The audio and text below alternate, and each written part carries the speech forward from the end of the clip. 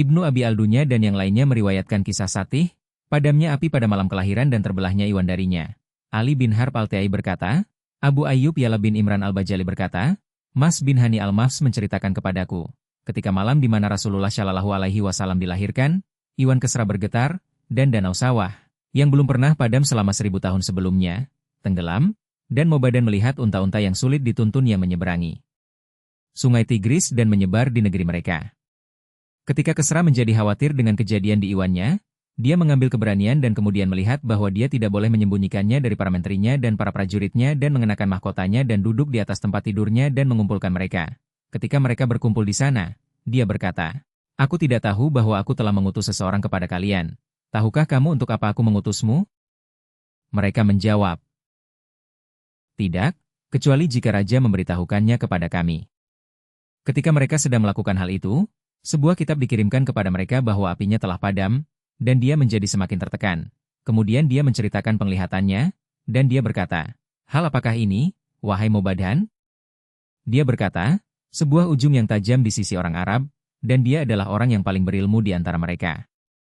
Kisra menulis ketika dia melihat ini. Dari Kisra, raja di atas segala raja, kepada Al-Nu'man bin Al-Mundhir, kirimkanlah kepadaku seseorang yang mengetahui apa yang ingin kutanyakan kepadanya. Ketika ia sampai kepadanya, ia berkata, Tahukah engkau apa yang ingin kutanyakan kepadamu? Ia menjawab, Biarlah raja bertanya kepadaku, dan jika aku memiliki pengetahuan, atau aku akan memberitahukan kepadanya siapa.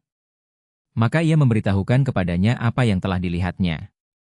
Ia berkata, Pengetahuan tentang hal itu ada pada paman saya yang tinggal di pinggiran negeri Syam, yang bernama Satih, lalu ia mengendarai Hajen.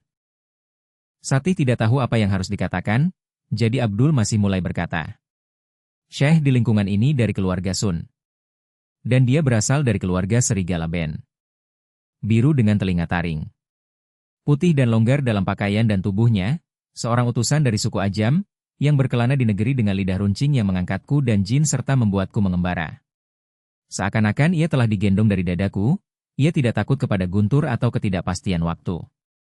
Dan Satih berkata, Abdul masih mendatangi Satih, karena ia melihat unta-unta yang sulit yang menuntun kuda-kuda yang besar, dan lembah langit meluap, dan Abdul masih berjalan kepada orangnya, dan ia berkata kepada Satih, Syamir, janganlah kecewa dengan perpecahan dan perubahan. Jika Raja Putra-Putra Sasan menyentuh ekses-ekses mereka, maka waktu akan memiliki banyak fase. Mereka akan menjadi tempat di mana singa-singa takut akan kedatangan mereka. Saudara dari bangunan Bahram dan saudara-saudaranya, Hormuzan, Sapur dan Sapur. Manusia adalah anak-anak dari keluarga besar, maka barang siapa yang mengetahui bahwa dirinya lebih rendah, maka ia akan dibenci dan ditinggalkan. Kebaikan dan keburukan dibelenggu dalam sebuah tanduk, maka yang baik diikuti dan yang buruk dilarang. Sisanya berkuasa hingga akhir kekhalifahan Utsman radhiyallahu anhu. Ini adalah hadis yang terlarang. Diriwayatkan dari Ibnu Ishaq tentang kemenangan Raja Yaman di antara banyak raja-raja tabi'in, darinya, ia mengumpulkannya dan menafsirkannya.